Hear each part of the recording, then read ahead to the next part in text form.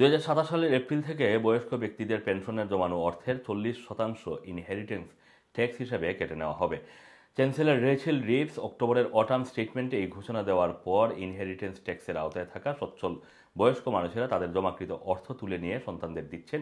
অনেকেই বিলাসবহুল ফ্যামিলি ট্যুরে যাচ্ছেন। ইতিমধ্যেই ট্রাভেল এজেন্সিগুলো ধনী বয়স্ক ব্যক্তি কর্তৃক বুকিং বৃদ্ধির কথা জানিয়েছে। হলিডে বুকিং গত বছরের চাইতে এখন 50% মতো বেড়ে গিয়েছে। জানা গেছে সচ্ছল ব্যক্তিরা সাধারণত তাদের সন্তান বা নাতি নাতনিদের জন্য অব্যবহৃত পেনশনের সঞ্চয় রেখে দেওয়ার পরিকল্পনা করেন। তবে গত অক্টোবরে বাজেটের ঘোষণার পর ইনহেরিটেন্স ট্যাক্স নিয়ে তাদের চিন্তাভাবনার পরিবর্তন হয়।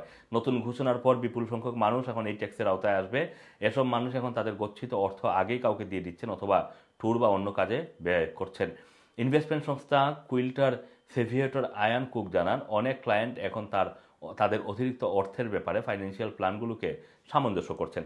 আর্থিক পরিকল্পনা সংস্থা আরভিসি ব্রুইন ডনফিলের ড্যানিয়েল হাফ জানান যে টাকা ব্যয় করতে কিংবা উপহার দেওয়ার উদ্দেশ্য পেনশন থেকে টাকা তোলার সংখ্যা অসাধারণভাবে বৃদ্ধি পেয়েছে। নাতি নাতনি সহ বেশি মানুষ পারিবারিক ছুটিতে যাচ্ছেন। সম্প্রতি আরভিসি ব্রুইন ডলফিনের একজন বয়স্ক ক্লায়েন্ট পেনশনের অর্থের একটি অংশ বের করে দিয়েছেন এবং পরিবারের চিকিৎসার জন্য প্রায় 55,000 পাউন্ড ব্যয় করেছেন। তার পরিবারের 11 জন সদস্য আগামী বছর ফ্লোরিডায় 3 সপ্তাহের একটি ছুটিতে যাচ্ছেন। কিছু মানুষ আবার ট্যুরে 4 স্টার হোটেলের পরিবর্তে 5 স্টার হোটেল বুক করছেন। অর্থাৎ এটা স্পষ্ট যে ধনী বয়স্ক ব্যক্তিরা ট্যাক্স দেওয়া এড়াতে পরিবার, সন্তান, নাতি নাতনি থেকে শুরু করে ফ্যামিলি ট্যুরে আরও বেশি অর্থ ব্যয় করছেন। অথচ বয়স্ক ব্যক্তিরা আগে এভাবে অর্থ খরচ করতেন না।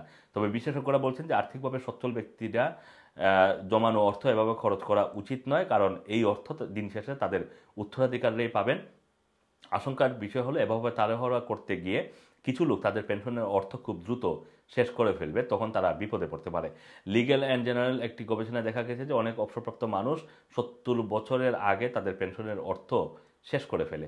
এছাড়া পেনশনভোগীরা গড়ে তাদের জীবনের শেষ 9 বছর পেনশনের অর্থ ছাড়াই কাটায়।